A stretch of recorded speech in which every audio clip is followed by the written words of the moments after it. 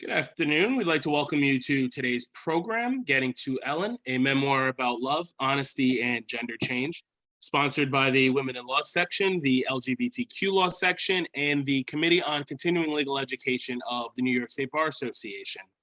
Today's program will run from 6 p.m. to 7 p.m.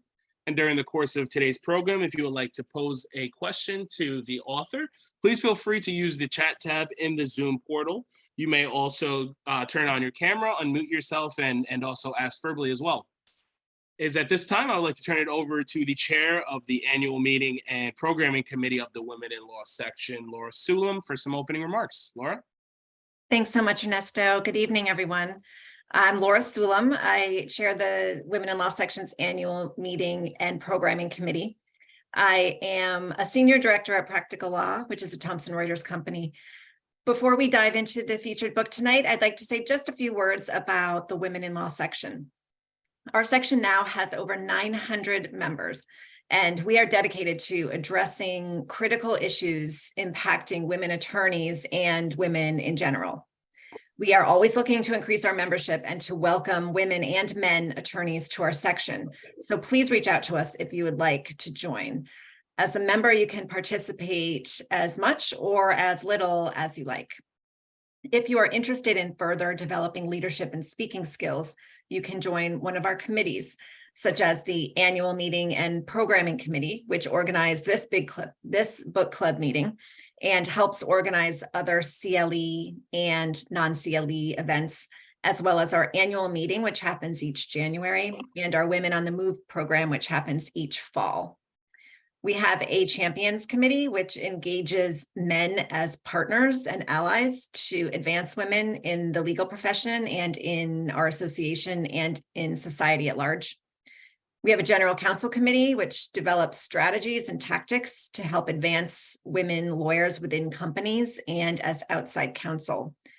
This committee helps women in-house counsel advance their careers and find and exploit professional opportunities. We also have a legislative affairs committee. That committee drafts memos in support of or in opposition to proposed New York State legislation that affects women. These are just 4 of our committees. We have 17 different committees in total, and we welcome your participation and your ideas and any help that you want to give for our events and our other activities. The Women in Law section also publishes a fantastic newsletter called Wills Connect, the latest issue of which was recently published. If you're interested in writing for Wills Connect, we welcome your submissions, so please reach out to us. You can access the newsletter, follow the Women in Law section, and receive updates on the NYSBA website. Finally, we do have 2 upcoming events that we would like to promote and invite you to join. We have a virtual book club meeting on June 1st for the memoir Too Young to Be Old: How to Stay Vibrant, Visible, and Forever in Blue Jeans by Diane Gilman, who will be in attendance to talk about her book and answer questions. And on Monday, June 5th, don't miss our timely program on medication abortion in the post-Dobbs world, current litigation and its effects on access to an abortion. These programs are on the NYSBA calendar and are open for registration. Tonight's virtual book club meeting is being moderated by Women in Law section member Jennifer Smith. Jennifer is the executive director of the Equity and Law and Diversity Fund, a nonprofit working to promote access to justice for underrepresented peoples and to diversify the legal profession through strategic partnerships and mentoring opportunities. In her nearly 2 decades as a practicing lawyer in both the public and private sectors, Jennifer's experience also includes the business of law as the former chief financial officer and chief operating officer of a mid-sized law firm. Jennifer, I will turn it over to you now for your welcoming remarks, and so you can introduce our author, Ellie Krug. Thank you, Laura. Thank you, Ernesto and NYSBA, and welcome everyone. I want to keep my remarks very brief because you're not here to see me. We have an incredible author teed up for you this evening. And so without further ado, I'd like to introduce first the book, Getting to Ellen. I don't know if you guys can see that. There is, if you haven't had a chance to read it, spoiler alert, we're going to discuss it, but there is a link in the chat to a little bookshop called Majors and Quinn, and you can get it on Amazon, but try the independent bookstore first, please, and get that. So tonight we're discussing Getting to Ellen, a memoir about love, honesty, and gender change. And we, as everyone said, and I said, are thrilled to welcome Ellen Krug, who goes by Ellie, after her best friend Thap bestowed that upon her. And many people say that they are living an authentic life in word, but may fall short in action. And this is not the case for Ellie Krug. As a man named Ed, she was a successful trial lawyer, married to her soulmate, raising 2 beautiful daughters, and living in a love-filled home. Ellie literally had the picture perfect life, her words, but it was not perfect, not for Ellie. In Getting to Ellen, Ellie takes us along on her gender journey, during which she discovers she was a woman born into a male body and the tough choices she made to live as her authentic self to get to Ellie. So Ellie, with that introduction, please take it away. Tell us why you wrote this book and bring us into your world, please. And you're on mute. Jennifer, thanks for that really great introduction. I really appreciate it. And Laura, thank you. And Ernesto, thanks for the technical work to get all of this off the ground. Hi, everyone. I am thrilled to be here, and I really appreciate you giving me your time. And if you've read the book, I appreciate you allowing a 10-year-old book, the words of that, to occupy a part of your brain. Why did I write it? Well, you know, I've always been at heart a writer. Even when I was in elementary school, I was trying to write stories, and I had an experience when I was in high school with an English teacher that confirmed for me that I did have the ability, if I really tried, to write words that might touch people. And so, I could never write my story, and I could never write an authentic story while I was suppressing my true identity. Okay, I mean, it's just really hard to write generally if there's a part of you that you're hiding from the public. I mean, and so I never attempted to really write until I transitioned, and then I had to learn how to not write like a lawyer. I had to learn how to write like a human, and that took some time for me to do. But eventually, after 4 years, I got the book, done and published. And so part of me wanted to write it simply because I'm a writer, and there's this innate need to write if you're a writer. But another part of me wanted to talk about what it meant to be trans, and to share the story, because the book really, while it's about me and about being a transgender person, the book really is about living as a human, about some of the choices that we face or refuse to face, about some of the demons that maybe we refuse to face, or have a moment of truth in my case where, we decide that we are going to face them. And so it's really a story about struggling and trying to find how to live authentically, which I'm going to be sure that everyone here also strives to live authentically, whatever that authenticity may be for you. So in a nutshell, that's really why I wrote the book. Thank you. That's a great start. I want to pick up on something you said. You described a moment of truth, but it seemed like from reading the book, it was a lot of moments. I wonder if you could talk a little bit about when you finally knew that there was no going back. When was the point of no return? Because essentially the book, in Getting to Ellie, there were a lot of steps along the way, a lot of stops and starts. Yeah, I mean, so there were, my father committing suicide and me finding out about his infidelity and the fact that he was bisexual afterwards. I mean, that was certainly something for me to pay attention to. Before that, just, believing that this would go away, because, I grew up in the 60s and the 70s, and the idea that your brain didn't match your body and that you could do anything about it, was impossible. And I also knew that if I ever let this come out, I knew that I would lose a whole lot of things and a lot of people people more importantly than things, of course. But the key moment of truth for me was after trying to suppress, after going to therapy, after saying, I don't want to figure me out. I just want you to give me a mantra to stay married. After being told repeatedly by therapists that I needed to tell Lydia, my soulmate, what was in my head, or that if I didn't, that I was going to kill myself. After all of that, and that was a lot of suffering, it was the night of 9/11. And I'm talking here to New Yorkers, okay? It was the night of 9/11 that, sealed it for me. I could not get out of my head that I was on one of those planes.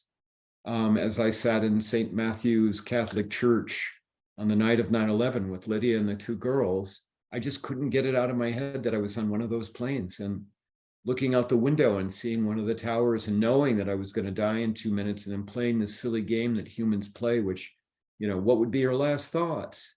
And of course, my last thoughts would be about my wife, and my daughters, and some other people, key people in my life. But then the very last thought was, coward. You're going to die a coward. Because it was very clear on the night of 9/11, I'd lay on my deathbed. I'd have all the love in the world that anybody could want. I'd be a multimillionaire. I mean, I had a very successful law practice. But it was clear to me that none of that would matter on my deathbed. The only thing that would matter was that I hadn't been brave enough to be me. And even in 2001, I didn't know what me entirely was going to be. But it was clear to me that me being afraid to be me was going to be the thing that I'd be thinking about going out the door. And that was just unacceptable. So that was the key moment of truth. Yeah, that's so powerful. And we are all New Yorkers and we have a global audience tonight. But just to play on that for a second, because I would guess that many of us on this call have had a similar feeling around the pandemic, that this was something, whether or not we remember 9/11 or however old we were. I will go on record that I remember it quite well. But the idea that we kind of have a linear progression to life, that you have a realization, you act on it the next day, and you never look back. And I know for myself, the pandemic kind of shook everything up. And it was like that game Boggle. All of a sudden, it was like, I don't know where the pieces are going to fall. Things have been shaken up a lot. And then sometimes they fall into place, and sometimes you revisit. And so how was that for you? Was your process linear? Because again, just to come back to transitioning to a woman, transitioning to a non-legal writer, and now, out of law, or law, you're law adjacent, but maybe out of law. So how has that process been? It's a process. It has been and continues to be a process of fits and starts. It was on the night of 9/11 that I, said to myself that, you're going to go live as who you are, whatever that may be. But it took 3 years to leave Lydia, because it's really hard to leave someone when you love them, especially when they keep saying to you, we love each other. How can you leave me? How can you end this great thing that we have? So that took 3 years. And then after I left her, I thought as you read in the book, I thought maybe I was a gay man with a panty fetish. That was wrong. Pretty quickly, I understood that. Okay. But then, I start dating a bisexual woman. And I think maybe if I, be able to identify as trans and wear lingerie, and, she was as screwed up as me, that maybe this would work. But that was wrong, and so, it was in many ways, fighting myself still, even after I left Lydia, because I knew that if this came out, I knew that I would lose my law practice. I knew that I would lose social standing. I was worried about being able to afford college for my daughters, and so I pushed back on it, but eventually it came out, as you read in the book. And then even then, when I came up to the Twin Cities, I worked to write the book. Thank goodness I was able to get that done, but I became a nonprofit executive director And so now I'm not suddenly in the nonprofit world, which is something I wanted to do. I wanted to, you know, I could have rebuilt the law firm, but I was done with being an attack dog lawyer. I didn't want to do that anymore. I wanted to be an idealist. You know, as you read in the book, I'm a student of Dr. King and Bobby Kennedy. And so I'm like, no, you're not going to attack. You're not going to make people cry anymore in depositions or in the courtroom. You're going to go out and make the world a better place. And so I ran a nonprofit, but, you know, I got tired of asking people for money. And, you know, beginning in 2009, I had started speaking about what it meant to be transgender. And then I created a formal program with written description and of learning goals and objectives. But then it became clear to me that people wanted to learn more, you know, about how to be welcoming to people who are different or other. And so then I created Gray Area Thinking, which is a training for all humans about human inclusivity. And I've given that talk somewhere between 500 and 600 times since 2013. And so in various iterations. And so, you know, so then I left the nonprofit and just started speaking and training across the country exclusively. But then along the way, you know, started writing for a magazine, started writing for a second magazine, started having a radio show, which I still have, you know, and then I ran for the school board. Successfully? Don't keep us in. Successfully. Oh, Yeah, congratulations. if you had told me this time last year that I was going to run for the school board and compete against, well, there were 4 seats open, 12 candidates, compete against 12 candidates to get a seat, and that I would come in third out of the 12, the 2 incumbents beat me, or I mean, came ahead of me, I would have said, you're crazy. I'm never going to run for the school board. But I did, and I won. And I, you know, and I did it through old-fashioned politicking of knocking on doors in, I should add, everyone, a red county, okay? Out in greater Minnesota. I don't live in Minneapolis anymore. So, you know, again, fits and starts, you know, it's not a linear line. And I continue to be on this journey that I have no idea what lies around the next corner. Yeah, do any of us. I don't want to monopolize. I want to give anyone an opportunity to ask a question if you have it. We like engaged dialogue, so please take yourself off mute and ask a question. Anyone? Please do that, everyone. I love to listen. I'd love to get questions from folks. And for the most part, no question is off limits or off base. And if you're uncomfortable doing that, just throw the question in chat. I'm happy to go on, to keep going. And just please feel free to interrupt me, anyone. So I wanted to play again on something you said about the keep going with fits and starts. And, you know, we are in a different time period now than when you first wrote. Maybe I'll leave the ambiguity there and you can pick up if you want, but do you think your story would be different if you were transitioning today? It's a really great question. If you had asked me this question a year ago, I would say no. Possibly it would have been more, you know, happy in the sense that maybe I wouldn't have lost my law practice. You know, maybe the major client would have been more understanding and accepting. And maybe, you know, the number of people that I lost, including my, you know, one of my daughters and my sister, maybe I would not have lost them because they would have been more acclimated. But fast forward 1 year now in Iowa, had I transitioned in 2023, it could be worse because of the political climate in the state as it relates to transgender people. You know, I mean, it could have been much worse. And you know, we need to note, I mean, this is, everyone, I hope you all understand, this is not the same America it was for transgender and non-binary humans a year ago. It's not even the same country it was say last October.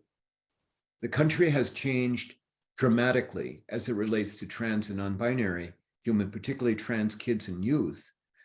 And we're now in a place where we're back to states passing laws. I mean, I can't go use the bathroom in at least 3 states without getting, possibly getting arrested. And there's no uproar. There's nobody like, hey, we're boycotting Florida. Hey, we're instructing our, city government, our state government to not do any conventions in Florida or Texas, I could go through the litany of the 20 or so states right now that have targeted trans and non-binary youth and adults. I mean, so I'm just going to tell all of you, I'm like frightened about where it will go, because I don't think they're done with my community. I don't think they're finished. So it is scary. I mean, I just got done helping revise a field trip policy for my school district, because we're sending our students, they're going on field trips, the national, speech competition or the fine arts competition or whatever, to other states where our LGBTQ students don't have any legal rights. And so I'm like, do we have a plan in case somebody gets sick? Because right now in several states, doctors, including Florida yesterday, doctors can just refuse to treat LGBTQ plus people. Sorry, I'm not going to treat you. So you've got for the most part, Zoom full of lawyers and folks, who think about laws and such, at least when we're not thinking about how to change careers. So what can we do? Where can we do the most good? So if you have firms that have offices in states that are unaccepting, states that where this is illegal, okay, advocate that your firm go through some training, that they're aware of the fact that that's the case, and that may create problems for your LGBTQ plus folks, legal professionals and support colleagues who are incredibly important, that they may be having some incredible issues, okay? So that's one thing to do. Secondly, if you can get your firm to take on in those states, or even in New York, because there's still discrimination going on, pro bono matters involving LGBTQ people, particularly trans and non-binary people, please do that, support and advocate for those pro bono projects. But thirdly, open your checkbooks, write a check to Lambda Legal, which is, suing all across the country against anti-trans laws, or the ACLU. The ACLU is doing this. Those two entities, they are at the forefront of trying to protect trans and non-binary humans and lesbian, gay, and bisexual people generally, but they're really taking on these states that are passing the laws. Yeah, thank you. That is good advice, and I hope we all take up the sword off the battlefield on that. It makes me wonder if you are thinking about writing another book. And I know you have a lot of free time between school board and your all the trainings and running a nonprofit and overall fabulousness. But those of us who devoured Getting to Ellen, we need to know, is there another book in the works? Well, there is. I mean, that other book has been in the works since probably 2016, and it's just, I mean, there is a draft of the book done. Wow. So I started out with intending for a trilogy. Okay, the first book being Getting to Ellen, the second book being Ellen, and the third book Saying Goodbye to Ellen. And so the second book, there is a draft, but the draft ends. I had a problem with the draft because I didn't know exactly how to end it. And so I still have to write the last part, which will be with me getting elected to the school board. That'll probably be where that book ends. But there is a draft. I mean, it's not publishable quality, but yeah, I'd love to get it done. I I would like to, I'd love to have the time to get it done, but you know, I live alone and No joking. Okay. so. I'm listening. Yeah, I mean, Oh, Oh, sorry. that's okay. Someone has a question. Is Yeah, that you, I Gail? Hi, do. Gail. I have a question going, because I'm so curious about the school board. And I haven't read the book, and I'm really looking forward to reading it. And it's, obviously this is a huge issue, as you said. is. But I'm so curious, when you were running for school board, I mean, school boards, we know, are contentious now. I mean, Yep. they're like the battlefield. And you say you were campaigning in a red state, going door to door. I mean, weren't you taking your life in your hands? And how were you able to persuade people that they should take you as a serious person and not some kind of, freak of nature, or however prejudiced people think of it? How did you manage all that? Thanks. It's a really great question. I misspoke if I said red state. I meant red county. So I live in Minnesota, which is very blue, okay? But I live in an exurb, which is a red county that went for Trump by 6 points in 2020. But one of the towns is blue here in the county. And believe it or not, 2 transgender people got elected to school boards in Minnesota in November. Me and then somebody in Minneapolis. But I'll tell you about the differences about how we approach things, okay? So the trans person elected in Minneapolis, God love them, okay? But they've got the trans flag on their campaign website. We're talking very visibly in many ways. You know that this is a queer person, okay? And I'm not trying to be disparaging in any way, but you know it on their website, all kinds of copy about being trans and, all of that kind of stuff. Out here, I decided, well, generally my approach is far more nuanced, just generally, okay? I don't have to let people know I'm trans because they know it as soon as I open my mouth. So there's no need to do any kind of self-disclosure. And when I started going in with the campaign, and I had a committee, and they were like, Ellie, we think you can win. We're going to support you, but you're going to get attacked mercilessly as soon as you file. We're sorry about that, but we still want you to run. And so I created a campaign around the idea of compassion, because that's what gray area thinking, what I talked about earlier, that work is about compassion for all humans.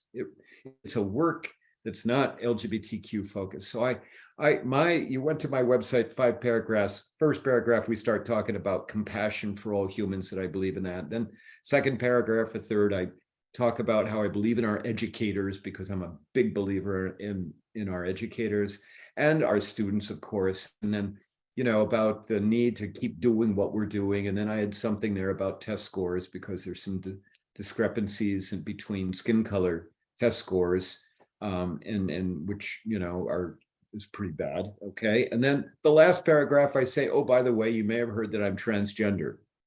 I am. Okay. But I'm here for everybody, not just the trans or the queer kids. And so I file in early August, expecting to get attacked immediately. We go all of August, not a single attack. We go September, not a single attack. Now, I said there were 4 openings for 12 candidates. 4 of the 12 were running on a block. They were the conservative candidates. We want to go, none of this wokeism, no social emotional learning, we want science and math and all that stuff. Well, one of those 4 I befriended, and I went to him and I said, listen, I like you, you like me. We think alike on some things. When they start to attack me, can you just not join in? And he said, I won't join in. And he said, I'll tell everyone I know that you're lovely, which I think he did. So we go 2 months, no attacks. We go through a candidate forum in early October. None of the 12 candidates says a single word about me being trans. Doesn't make a big deal at all. Then we get to 2 weeks before the election, and then I was attacked. They put out an attack. Somebody put out an attack dog video on me, because I had said that I don't believe that books should be banned under any circumstances from our schools. And they took that and then said I wanted our children to read pornography and all that jazz. And so I started getting attacked on social media. But then out of the woodwork. No, people I have no idea about just came to my protection on Facebook and like, leave her alone. You don't know her. She's about compassion. And, and I also was smart politically. There's an organization called the LGBTQ Victory Fund. It's the Victory Fund, which promotes LGBTQ candidates. They gave me some really great advice, which said, don't door knock in October when I had planned. They said, door knock in August. And so I took their advice. I knocked on between 1,000 and 1,500 doors. And to your question, I will tell you, out of 1,000 to 1,500 doors, I met five cranky people, okay? 5 cranky people. Not one of them were cranky because of this. They were cranky because they were cranky generally, or they asked me, are you red or blue? Okay. And I'm like, well, I'm going to be voting for a governor who happens to be very blue. Okay. And then like, get out of here. All right. But I had so many people that were so incredibly friendly. I met so many Kennedy Democrats. It was so heartwarming, and out of 12, I came in 3rd, right after the 2 incumbents. Unbelievable. And you know why? Because I believe, and I teach this, for what it is worth, I believe that 98% of all humans are good. 2% total sociopaths, okay? But the other 98% are good people. It's just that we're afraid. And when we're afraid, we do or we say really dumb things. But I believe that when we can get past how we label each other, we can understand, we sit, find out about our commonalities. I do believe that most people are good. I live on a street, again, out in, nowhere, Nebraska or Minnesota, excuse me. I live on a street with a bunch of old people who've never met a transgender person. And you know what? They all like me. And they elected me the HOA president. Well, maybe they don't like me, but. Well, sounds like are you undefeated in your political pursuits? Because that's great. I've run for the HOA in other places and lost. So yeah, but. Well, so how has it been? That was the campaign trail. How's it been since you've been on the board? Have you found that folks are equally as kind and keep that you're compassionate in their head, or have you had fights where you've had to be tough and maybe dust off Killer Krug? Well, so far so good, okay, and I really don't ever want to go back to Killer Krug, but I think people also understand that, I am pretty assertive, okay, and I think that they understand, and many understand that I'm a lawyer, and I think that for many people is like, oh, but nonetheless, I mean, I have been the subject of a couple of blogs that have attacked me. According to those 2 blogs, I'm a reprobate. You know what a reprobate is? It is the highest level of sinner that you can have. Okay. So one of those blogs, I sent a cease and desist letter. As far as I know, it's still up there, but I just needed to send the letter off. And what I'm doing is I'm just ignoring. And I find that that's the best policy. Don't engage, just ignore, and then it doesn't become a big deal. Wow. How do you keep yourself grounded and mentally healthy with all of this?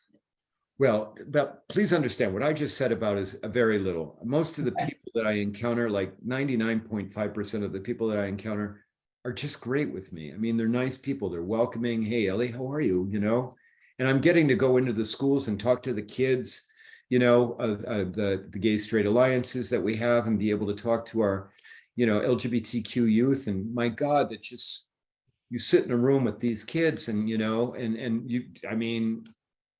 it's like, this is nothing. I mean, the challenges that they face. And so, and I'm, I try and take care of myself by exercise and fellowship with friends and I'm a mentor to a number of young women, and they come into my life and are supportive of me, and I have a couple of daughters that are helpful, of course. I thank you. I want to just take another minute to see if anyone else has any questions. Okay. I have a question. Yeah. Hi, Ellie. So my question is, what do you know now that you wish you had known before you began your transition? Oh, God, so many different things. Maybe the top thing. What I did not understand was that there's some things in life that you can't choose. Didn't understand that. I mean, much of the book, I had this legendary work ethic, not to be braggadocious, but in Cedar Rapids, I had this legendary work ethic. There were only like 4 or 5 lawyers in the whole, metropolitan area of 300,000 that were like me. I mean, I was at the office at 5 a.m, and then once in a while I'd call one of those other lawyers that was there at the office at that time, and we'd be laughing with each other about how come nobody else is in the office. And I thought, because I had this work ethic, I thought I could outwork this. I thought I could outwork it. I could out therapy it. I could fill my brain with stuff other than about gender issues, war, same-sex attractions. And I thought, I could maybe outdrink it, and all of that stuff, but mainly outwork it. And I thought that I could choose to stay a man because I really, really loved Lydia. I did have the picture perfect life. I had the life that most people would give their right arm to have. I had it. And then I was, you're going to throw this away. What? And so I believed that I could choose. And what I understand now, which I did not know early on, which I did not know until after I transitioned, well, as I was transitioning, is that some things in life aren't choices. That's why I end the book the way I do, with the sentence that I do. So I won't give a spoiler to those who haven't read it, but that's why that sentence is there. Some things in life aren't a choice. Oh. We just had a comment that I want to read. Thank you for talking about the goodness of people. It's such an important insight. How do we assist LGBTQ plus youth who are being treated poorly by their peers and adults? Thank you for asking that question. So I have a number of suggestions. The first is to let those LGBTQ youth, those humans in your life, let them know that you care about them, and do it in a way that is meaningful, not through a text, not through an email. Pick up a pen and a note card and write them a note and tell them that you care about them. Tell them that they matter. Tell them that they are worthy. Tell them that to hang in, and that while it may be tough now, it will get better. And the reason I say to go to that, and then, put a stamp on it and mail it off if you can, or hand it to them. The reason I say to do it that way rather than a text or a phone call is because then they will have something that they can put on their nightstand and come back to time and again when things. Thank you. And so that's, to me, that's the most important thing that you can do. You can be there for them as a resource, as an ear, or as a shoulder, when maybe they feel they have no one else. Let them know that. Other than that, stay aware of what's going on in their lives as well as what's going on in the country. And then when, something bad happens in their state against LGBTQ plus people, reach out to them then, say, hey, I'm wondering how you're doing today. I've had people do that for me. just the other day, somebody reached out to me and said, Ellie, another state just passed anti-trans law. How are you doing? Are you okay? And it means a lot to somebody to know that somebody else cares. Are you finding that kids approach you when you are in school? When you go into the schools, are kids coming up to you and trying to connect? Well, I don't get to walk into the schools and just kind of walk around. Okay, they're a little touchy about school board members doing that for a variety of reasons. But I do go to the gay straight alliances. I'm going to go speak to a class next week, not about anything LGBTQ rated. They want me to come in and talk about criminal law, which of course I'm a criminal law lawyer, but that's okay. They want me to come in and talk about it. But I find this, that when they know I exist, that it brightens them. I can absolutely see it. Okay. I'm fidgeting here a little bit because my golden retriever has woken up and he's now a little antsy. So, but also they know I'm a resource. So about a month ago, I got an email from one of the sponsors for our GSA who said, we have a trans girl here, Ellie, who's very anxious and fearful about what's going on in America right now. Will you come and talk to her? And so I did. I went and here is Jack. Say hi, Jack. So I went went to the school and we sat for an hour and I talked about what was going on in America. Told her some things that were positive about how people care about her and about the fact that she lives in Minnesota. I have many discussions with our students, and I don't know, I mean, you're in New York, you're a blue state, but we're turning into this country of red and blues, and unfortunately there are a whole lot more reds than there are blues. And I keep, for my, contacts, my young people, I keep saying, remember, you have all kinds of protections in Minnesota as you're making your college decisions, as you're making your decisions about where to go. Do not go to a state where you don't have legal rights, and I've got to believe that across America right now, that conversation is happening not only for LGBTQ kids, but for families that have young women who are deciding, I want to go to TCU this year. Okay. And you're thinking, maybe we should have a discussion about what if something horrible happens to you in Texas, how maybe, you may not have any options and you may get prosecuted if you leave the state, I mean, I'm sorry, I went down a tangent. I didn't mean to do that. That's great. I mean, look, that's why it's so important to talk about these issues and give them oxygen and hear each other. And yes, we're most of us New Yorkers, and sometimes that can give you can dull your senses of what's really going on in the world. And it's so helpful to hear you say both the good and the bad. It's comforting. I just, Thank you. I can't stress enough, okay, that this stuff, the marginalization, the targeting of transgender and kids and youth, it's only a small group of people.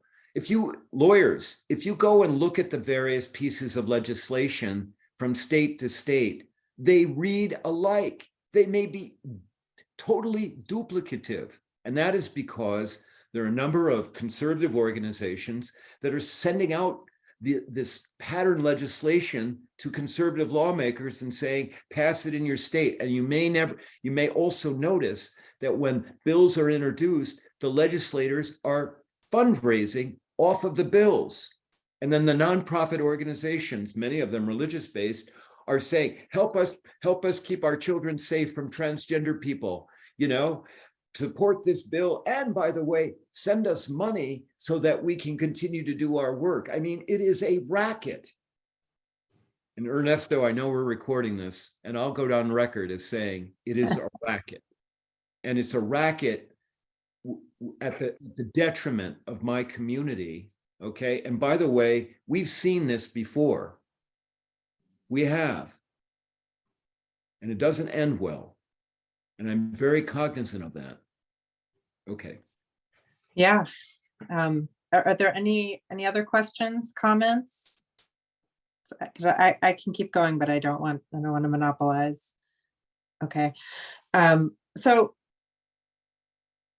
a little bit of a change, but still serious. One of my favorite parts of your book, Ellie, I'll call it when you got the woman card, when you suddenly started going to the grocery store and you gave voice to what I suspect, I'll say what I have found is that you think you're making it up. Like, are they really ignoring me? Do they really, is the butcher really giving that guy a better cut of meat? That was your example. And are they really amplifying each other in meetings and shushing the women? That doesn't really happen. And then you kind of found out it did. So can you speak to that for a little bit? Some other, what else has the woman card gotten you? Oh, Good geez. and bad. So, and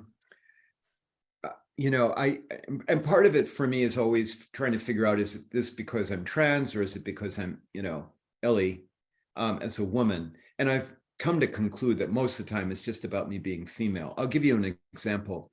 Back when I did live in Minneapolis, the city is separated up by various neighborhoods and they have associations. And there was a woman who used some political clout to get me on the neighborhood association that I lived in.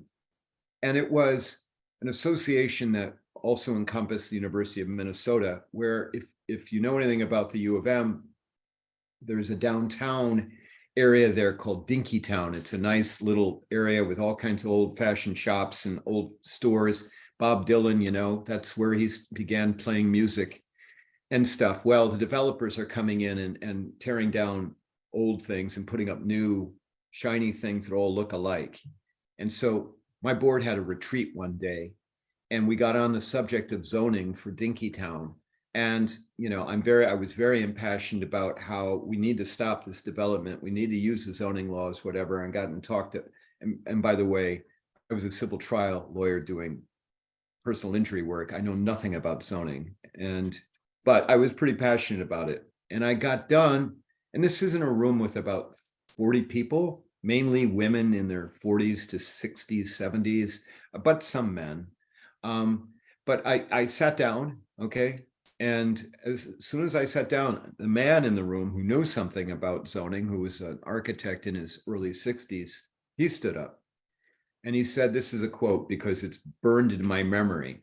He said, Ellie, what you just said was either an intentional misrepresentation or you're just plain ignorant, unquote.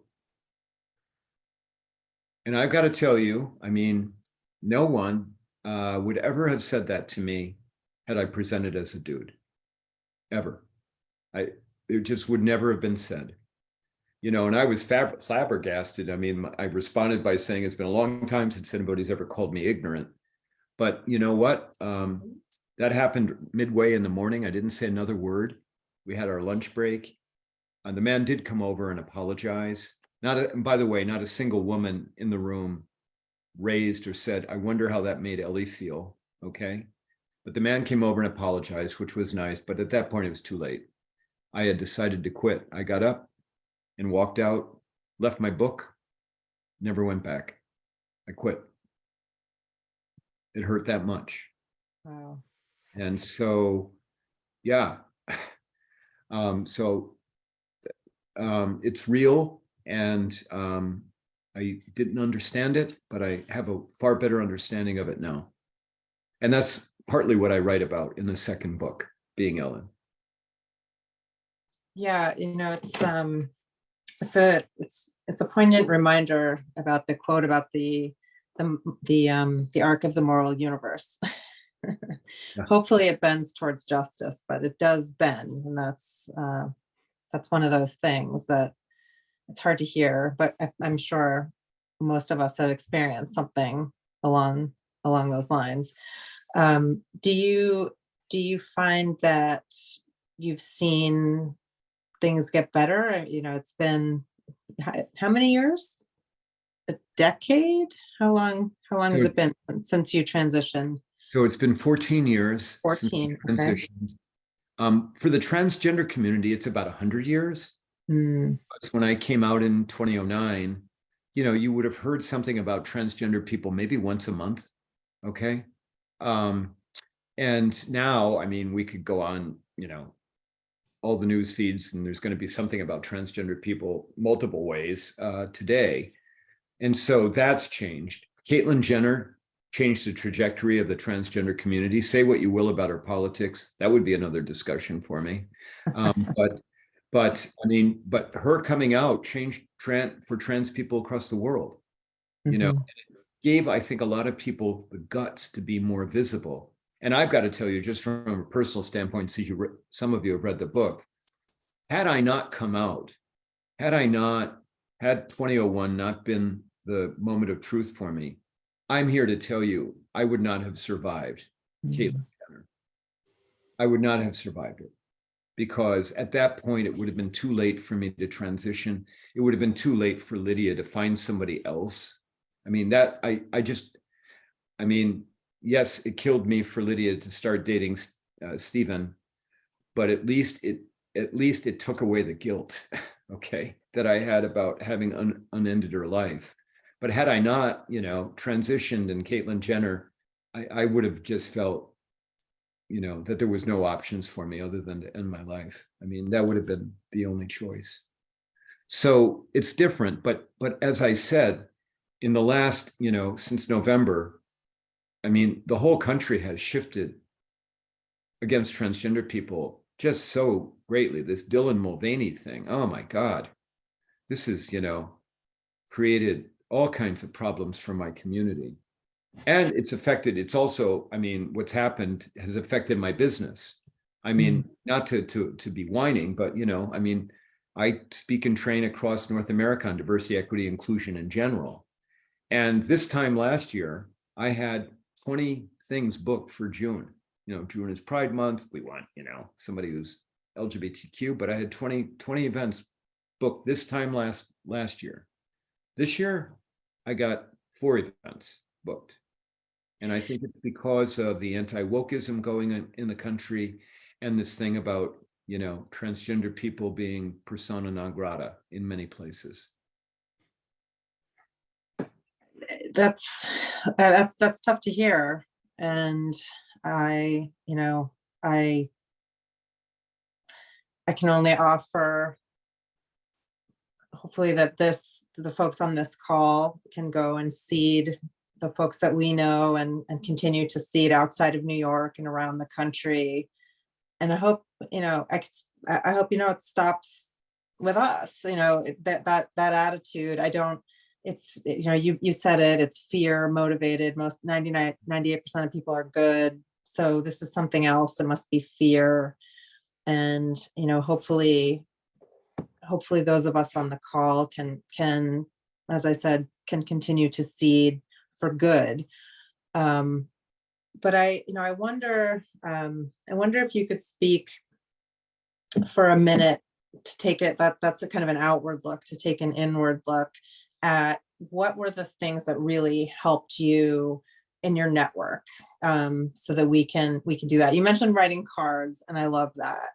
But I also think something, you know, when I was, for all of us who've been at various points of intensity in our careers, maybe we feel like we've lost touch with friends or family, or the career part of our life has eclipsed other parts. Maybe we want to change it. And there's a comment which I'll get to, but was there specific things in your family or friend circles that folks did to help? Yeah. So my brother, you know, my brother started supporting me and calling me sis, you know, before I did any kind of transitioning. God love him. And Thap, you know, my best friend in the whole wide world. I mean, you know, he was the quarterback in the 8th grade football team. I was the frontline guard. I mean, he didn't care. And had I lost Thap, I don't know. I just don't know. I mean, he was there for everything for me. always just being so supportive. And I think that it's important that we, that we have, that we have this kind of these special people in our lives. And all of you, I mean, maybe you can be a special person for someone, and now that as adults, it takes work. Okay. And I realize that, but it's so incredibly important for people. And sometimes somebody is just going to say, no, I don't need to get together with you, but it's just knowing that you cared. I mean, I get these random texts from people who are like, Ellie, I'm thinking about you. I mean, I haven't heard from this person for 6 months, but just to know that they're thinking about me. I mean, it just, I'm seeing this question here about. Do you want to read it? Yeah, so the question from Senna, thank you, or Sina, is my trans 19-year-old a college student who now presents as male thinks that we should cancel a prepaid trip to Orlando to Disney and Universal. He's afraid that he'll be arrested no matter what restroom he goes to in the airport, etc. This was very sad. It's supposed to be a special trip for him and his boyfriend. Would it be that unsafe to go? If we do go, God forbid something happens, what do I do? Can I help him out? I can help not only as a parent, but as an attorney. Well, thanks for this question. And by the way, this is a question that is being asked across America. I think there are two questions here. One is, do you go to Florida and support the economy of a state through, all the kinds of taxes and fees that you're going to pay that believes that your child is unworthy? That's the very first question. So psychologically, can you go and support a state that believes that? Secondly, yes, the question about safety. Now, if you're, well, in the end, I don't think it really matters, because if your child says, I don't want to go, I don't think I'm going to feel safe, I don't know that it's anybody's place to try and convince them otherwise. I really don't. Because even while there may be this, I'll be with you all the time, there's a psychological thing about fear, which is the chaos of never knowing when something will happen. And then you're on edge the entire time. And I'm sorry that it may be, you can't cancel it, but maybe you can go to the organization that you booked the trip through and say, hey, by the way, my child is now illegal in Florida. Can we do something about this? Okay? Because, you didn't envision it, we didn't envision it. Can you make a, hardship exception for us? But I think that you have to listen to your child. And I don't think that this is the kind of thing where you try and convince them otherwise, because they are the ones that have the fear. It may not be of what you had hoped for, but there you go. Thank you for that answer. That is sad to think about. Thank you. Your point is appreciated. Disney is certainly not on this trans page. I had no issue spending money there. Okay. Right. Thank you. No, Yeah. and I would, go to the Disney store locally, buy up everything that you can buy. Okay. That is, no, Disney, God love Disney. Okay. But it's the state. So, and you're going to be paying taxes, sales tax, all this kind of stuff. It's going to the state. So, Ellie, I'm seeing the time, and I wanted to kind of, I'll give a little conclusion at the end, but I wanted to give you the last word. First of all, is there anything we haven't touched on that you wanted to bring up? No, I mean, remember, I'm the kind of person, you ask me my name and 45 minutes later you get it. No, but what I would like to say this, if I could wrap it up, okay? Because I've been fairly strident about what's happening in America on this talk. That was not my intent. Usually, we're talking about, hey, what about this happened in the book and all that kind of stuff. And I know that I've said a lot of things that are maybe to give you not hope, But let me close on this, okay? And give you hope. Because I actually do believe that 98% thing about people being good. I am living proof of that. Think of what I've been able to do in this world. Think of where I am right now. And I'm thriving. I'm not just surviving, I'm thriving. And I believe that if we will resist, we can get through this. Please work to help. Speak out. Don't let it, lay in the firm, okay? Be assertive and join me in believing that 98% are all good. We are. We have to light the way and give them a pathway on how to exercise their good empathetic hearts. Hopefully that was more hopeful than dismal. I think that was beautiful. And thank you so much for sharing your story with us, for challenging us. And I just have to say, guys, read this book. It's a beautiful book. And I would also like to plug more dog content going forward. I think that was a great Zoom bomb, and I want more of him. Wanted to go on record with that. But thank you. His name is Jack. Jack. Let's get, a round of applause for Jack, and also for you. Thank you so much. And so now I'll say, anyone on the call, as Laura said at the beginning, if you have any ideas for future book talks, please let me know, Laura, Ernesto, and please join Wills. We'd love to have you. And thank you all for attending tonight. And thank you, Ellie, again. I'm seeing the comments flood in because this was really special and really important and urgent. And so thank you. And you saw the slide at the beginning. Our next book club is June 1 with Diane Gilman, which is a great title, Too Young to Be Old, How to Stay Vibrant, Visible, and Forever in Blue Jeans. And she has the distinction of being the first book club author who is not also a lawyer. So woo, dodged a bullet on that one. I see people are ordering the book, so that's awesome. And I personally am going to go to some of my organizations and see about hiring you, Ellie. So I'll be in touch. Jennifer, thank you for that. And thanks for the great questions. Everyone, thanks for being here. Thanks for ordering my book. I appreciate it. If you want, I have a newsletter that goes out to 9,000 people. It's about how humans are good. elliekrug.com. You can sign up for it. And if you want, I have a radio show, Ellie 2.0 Radio, that is in podcasts about how we make the world better, about speaking about idealism and idealists.